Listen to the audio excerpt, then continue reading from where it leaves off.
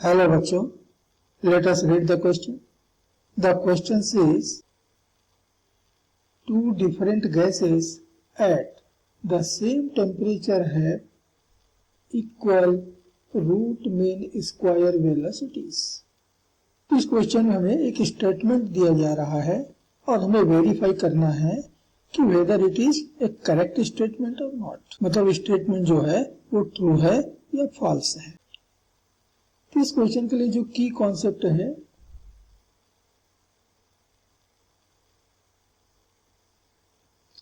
वह है the root mean square velocity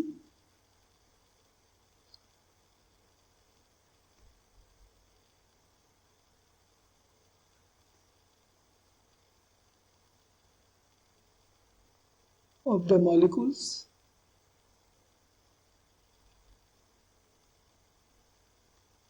of a gas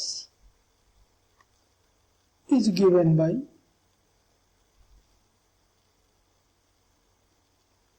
V is equal to root 3RT upon M। अब इस फॉर्मूले में R ये तो है universal gas constant,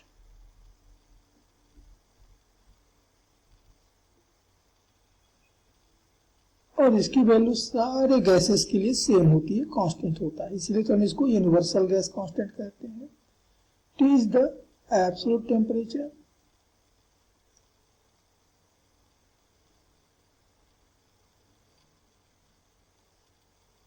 of the gas, जो भी गैस हमको दिया हुआ है उसका ये एब्सोल्यूट टेम्परेचर है, and m this is the molecular weight of the gas, जो भी गैस हमें दिया हुआ है उसका मॉलिक्यूलर वेट है m।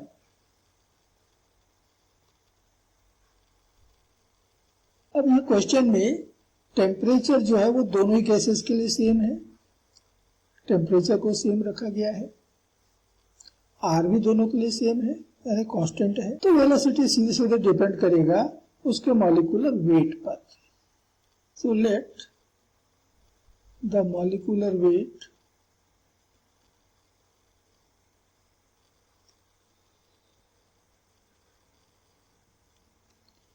Of the first gas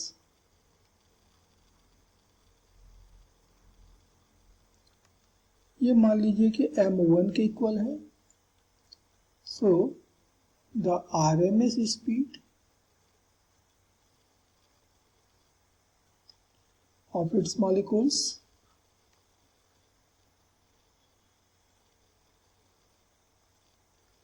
मान लेते हैं कि V1 ये बराबर मिलेगा 3RT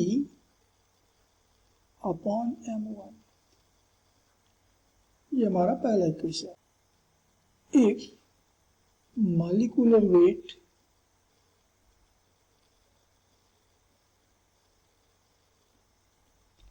of the second gas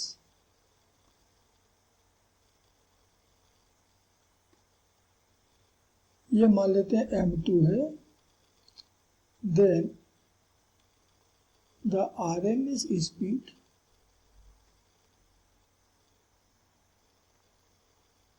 of its molecules, इस गैस के मॉलिक्यूल्स की जो आरएमएस स्पीड है, suppose it is V2, then it will be equal to 3RT upon M2। Suppose your equation number 2।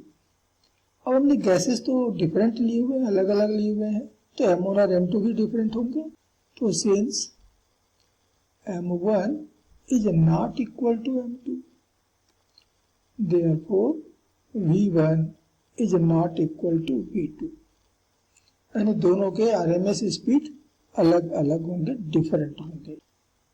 लेकिन क्वेश्चन कहता है या स्टेटमेंट कहता है कि उनके पास equal root mean square velocities होंगे, इक्वल होंगे, लेकिन हमें मालूम हुआ कि इक्वल नहीं है, इसका मतलब हुआ कि ये जो स्टेटमेंट है ये फॉल्स है, and therefore the given statement